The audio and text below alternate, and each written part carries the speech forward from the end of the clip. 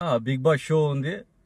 ఆ big boss show పంపించే వాళ్ళంతా అందరూ పనికి మాలిన వాళ్ళే.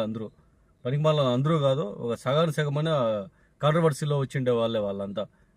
వాళ్ళేమి సమాజానికి సేవ చేస్తే, అనాథ పిల్లలకి ఏమన్నా అన్నం పెట్టో, ఒక ఇన్స్పిరేషన్గా తీసుకున్నామని వాళ్ళు ఒకరన్నా చూపించండి చూసాము సార్.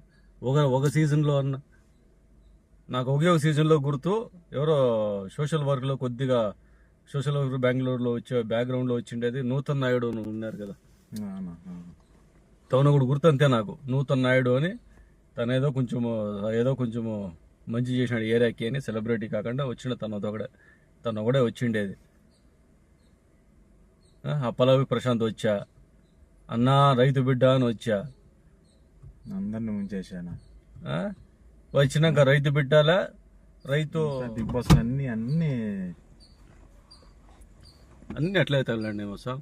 ఒక్కరన్నా ఇన్స్పిరేషన్ పర్సన్ ఒక్కరన్నా బిగ్ బాస్లో, అది ఏ జనాలు క్రేజ్ చూడాల. ఏం పెద్ద యుద్ధం చేసి వచ్చినారు బిగ్ బాస్లో, పీకిందేం లేడ. వాని స్వార్థాన్ని వాడు కొట్టుకుంటాడు, వాని స్వార్థానికి వాడు ఆడతాడు అంతే.